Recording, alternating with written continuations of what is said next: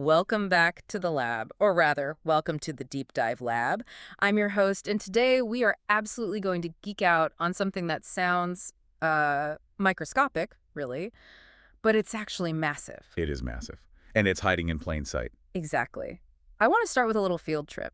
If you're listening, just, mentally walk into your bathroom, open up the medicine cabinet. What do you see? A bunch of stuff. Maybe some aspirin. Maybe a prescription for high blood pressure, an antibiotic left over from last winter. Well, hopefully not leftover. You really should finish those courses. But I get your point. Right. The point is, if you look at the ingredients on almost any of those bottles, we're talking everything from cancer treatments to blood thinners, you're looking at a single chemical backbone that holds the whole thing together. It's called the amide bond. The amide bond. It's basically the super glue of the pharmaceutical world. It is. It's the unsung hero. Okay. It keeps the molecules from just, falling apart before they can do their job in your body. I actually looked up the stats on this because I couldn't believe how common it was. So in 2023, out of the top 200 small molecule drugs sold globally, how many do you think rely on this one bond? It's got to be the majority. It is. 117, more than half. Wow. We're talking billions of dollars, billions of lives, all relying on this one chemical connection. But, and here's the catch, this is where our story starts today, making that connection. It's a disaster. It's kind of a disaster for the planet. It is. It's a classic case of, well, the end justifies the means, I guess, but the means are messy. We've been using 19th and 20th century chemistry to solve 21st century problems. So imagine if, to glue two pieces of paper together, you had to generate a whole trash can full of toxic sludge. That is basically how we make drugs right now. But there is a better way, and that's what we're diving into. We have a brand new paper published just this month, February 2026, in the journal Science. It's titled Engineered Aldehyde Dehydrogenases for Amide Bond Formation. Which is a bit of a mouthful. It is, but the implications are huge. It's from a team led by Lei Gao and Xiaoguang Lei at Peking University, with collaborators from Wuhan University and Novartis involved too. And what they've done is, well, they basically hacked an enzyme to do our dirty work for us.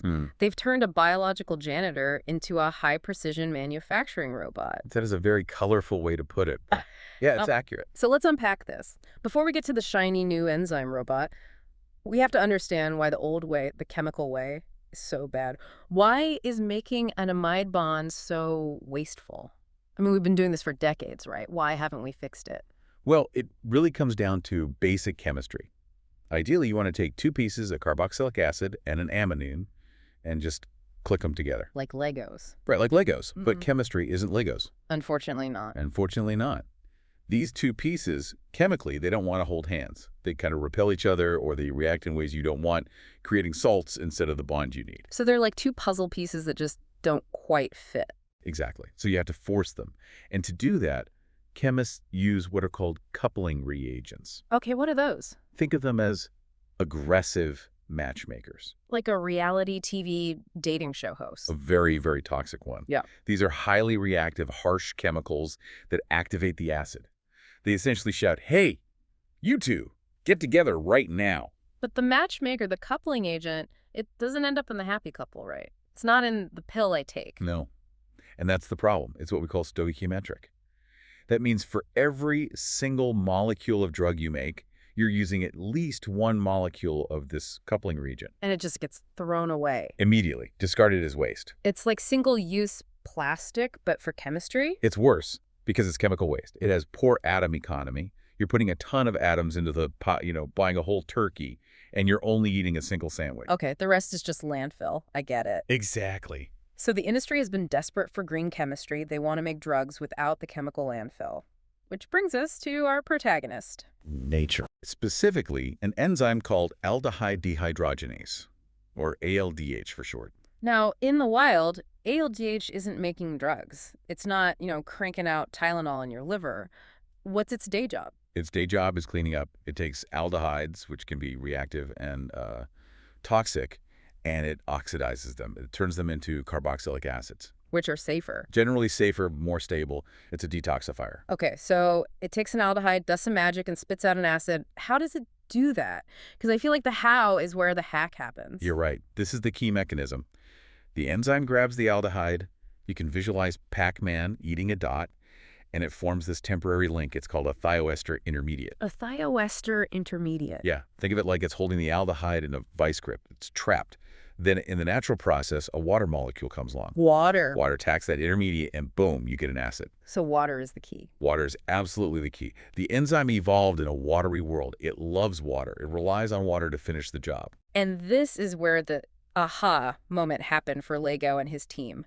They looked at this whole process and asked a what-if question. Right. They said, what if we stop the water from getting in? And not just that. Right. What if, instead of water, we could let an amine sneak in there? Because if an amine attacks that vice grip intermediate instead of water... You don't get an acid, you get an amide. You get the drug backbone we've been looking for. That sounds simple in theory, like, hey, enzyme, just use this nitrogen thing instead of water. But proteins are stubborn, aren't they? You can't just ask them nicely. Extremely stubborn. I mean, you're fighting millions of years of evolution. This particular enzyme they started with is from the bacteria Pseudomonas putida. It's called PHBDD. Okay. It is designed to hunt for water. It's like trying to convince a shark to eat broccoli. So they had to do a renovation, and this is the part of the paper I loved, the deep dive into the molecular renovation. It felt like watching one of those HD TV shows, you know, Property Brothers, but on an atomic scale. It really was a structural overhaul. And they couldn't just guess. They had to see what they were doing. So they used X-ray crystallography to take a picture of the enzyme's pocket, the place where the reaction happens. And what did they find lurking in there? They found the culprits, 2 specific amino acid residues, glutamate 259 and arginine 166. E259 and R166. Sounds like droids from Star Wars. Yeah. But they act like magnets for water. They're electrostatically charged to pull water molecules right into the active site. So as long as those 2 are there. The places can be flooded with water, and you're going to get acid, not an amide. Okay, so step 1 of the renovation. Close the flood gauge. Exactly. They perform what's called site-directed mutagenesis. They swapped out those water-loving residues for leucine and methionine. Why those 2 specifically? Because they're hydrophobic. Water-hating. Exactly. They're greasy. Think about oil and vinegar dressing. They repel water. So suddenly, the inside of that enzyme isn't a watery pool anymore. It's a greasy nightclub. It's a greasy nightclub. Sorry, water, you're not on the list. VIPs only. Precisely. Water is not on the guest list. Okay, so water's out. But we still need the amine to get in. And these pharmaceutical amines, they can be pretty bulky, right? They aren't tiny little water molecules. That was the second problem, yeah. The enzyme's entrance tunnel was way too tight. It was designed for tiny little molecules, not these big, chunky pharmaceutical ingredients. So they needed to knock down a wall. Essentially. They found a gatekeeper residue, the threonine, at position 234, T234. The bouncer? It was blocking the path, acting like a bouncer that wouldn't let anyone wider than a toothpick inside. So they fired the bouncer? They swapped it for glycine. And glycine is the smallest amino acid, isn't it? It's tiny. By swapping threonine for glycine, that's the T2334G mutation, they literally widened the tunnel. I have the numbers here. It went from 6.1 angstroms to 8.1 angstroms. Which doesn't sound like a lot to us, but on a molecular scale, that's the difference between a doggy door and a double-wide garage door. I love that. So now we have an enzyme with greasy, water-repelling pocket and a wide-open garage door for the amines to just drive right through. And just like that, the OxiAm was born. Oxidative amidase. An enzyme that doesn't exist in nature. Coop. Designed purely by humans to make amide bonds. It's basically an open concept floor plan for molecules. That is Yeah. surprisingly accurate. So they built this OxiAm. Does it actually work? Because, you know, plenty of things work in a computer model or a tiny test tube, but just fail in the real world. Can this thing actually make medicine? That's the wow factor of this paper. It didn't just work. It worked on pretty much everything. They tested it on aromatic aldehydes, aliphatic amines, bulky ring structures. Which are the things you actually find in drugs. Correct. And then, and here's where it gets really elegant, they realized they could link this new OxiAm with another enzyme, an alcohol dehydrogenase. Okay, walk me through that. Why do you need another one? Isn't the OxiAm enough? Well, aldehydes, the food for the OxiAm, can be unstable. What you really want to start with are alcohols. Alcohols are cheap, they're stable, they sit on the shelf forever. Got it. So the alcohol dehydrogenase turns the alcohol into an aldehyde. And then our new OxiAm immediately grabs that aldehyde and turns it into an amide. It's like a bucket brigade. A one-pot cascade. You put alcohol and amine in, and you get amide out. No isolating the messy stuff in the middle. It's incredibly streamlined. That is slick. But the ultimate proof is in the pudding, or in this case, the pills. They synthesize actual drugs with this, right? Not just test compounds. They did. Yeah, they picked a few tough cases to prove the point. First, they looked at lazabamide. It's a reversible MAO-B inhibitor used for things like Parkinson's research. And they didn't just make a microscopic amount. No, they did it at gram scale. In the enzyme world, that is huge. Huge. Usually these papers show results in micrograms, but they got a 60% yield at gram scale, which is fantastic for a first-generation engineered enzyme. Then there was vadadustat. This is an anemia drug. This one is interesting because the traditional chemical synthesis is a real pain. It takes 5 steps. And one of those steps has what's called a regioselectivity issue. Regioselectivity. That's a $5 word. Break that down for us. Okay, imagine you're trying to park a car in a lot with 2 empty spaces. But one space is reserved and the other is for you.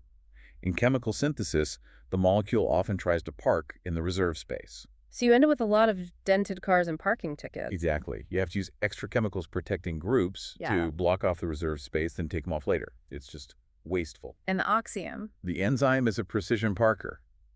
Because of that pocket we talked about, the molecule only fits one way. It doesn't even try to park in the wrong spot. So it's cleaner. You cut the process down to 4 steps, same overall yield, but way cleaner in fewer steps. And finally, they tackled a big one. Imatinib. Otherwise known as Gleevec. This is a massive drug. It is. It's a tyrosine kinase inhibitor used to treat leukemia. It was a miracle drug when it came out. It turned a fatal cancer into a manageable condition for so many people. And they synthesized a key intermediate for it. They did. Cleaner, faster, and get this. What do you think they used as the oxidant to drive the reaction? In the old days, it would be something heavy and toxic? Right. What did they use? I don't know. What did they use? Oxygen. Just plain oxygen. You mean like breathable air? Just breathe in. That's the fuel for this reaction. That is mind-blowing. We're replacing harsh, toxic sludge with the air we breathe. That's the promise of green chemistry. We aren't just making it slightly less bad. We are fundamentally changing the inputs. So, okay, let's wrap this up. Let's look at the big takeaways. If I'm a listener trying to explain this at a dinner party tonight, what are the 3 things I need to remember? Okay, first, nature repurposed. We took a biological janitor ALDH, which normally makes acids, and we retrained it to be a pharmaceutical manufacturer. Second, the structural renovation. It wasn't magic, it was engineering. They made the pocket greasy, by swapping E259 and R166, and they widened the door with that T234G mutation. An atomic home makeover. And third, real-world impact. This isn't theoretical. These OxiAms are creating cleaner, shorter paths to major drugs like Imatinib and vadadustat right now. It really feels like a shift in philosophy. For so long, chemistry felt like, beating molecules into submission, high heat, high pressure, toxic reagents. You will bond, whether you like it or not. It was brute force. It was sledgehammer chemistry. This is a shift to coaxing. Yeah. We're using the subtle lock and key precision of biology to just slip molecules together. It's the difference between using a sledgehammer and a scalpel. Exactly. And it just opens the door for sustainable manufacturing. Because if we can do this for the amide bond, which, remember, isn't half the drugs we use, imagine the reduction in waste. It's enormous. And it suggests that enzymes are far more malleable than we thought. I mean, if we can fundamentally change the reaction mechanism of an enzyme just by swapping 3 amino acids, what else can we change? That's the question. We're essentially hacking the source code of life to build better tools. We are, and we're just getting started. This is Generation 1. Imagine what Generation 10 will look like. I love that. All right. That is a wrap on our deep dive into the OxiAm revolution. Thank you so much for listening to the Deep Dive Lab. It's been a pleasure. If you enjoyed geeking out on molecular renovations and greasy nightclubs with us, please hit that subscribe button. We have plenty more stories from the cutting edge of science coming your way. And we promise to keep the jargon to a minimum. Mostly. Before we go, here's a thought I want you to chew on. We talk about replacing a chemical factory with a cell to make drugs, but think about the other things in your house. The plastics, the fuels, the dyes in your clothes. All made in chemical plants. All generating waste. Exactly. So if we can rewire an enzyme to manufacture our medicine, what other toxic chemical factories could we replace with a biological cell? Could your next t-shirt be woven by an enzyme? Could your car run on fuel that's brewed like beer? It's really not as sci-fi as you might think. See you next time.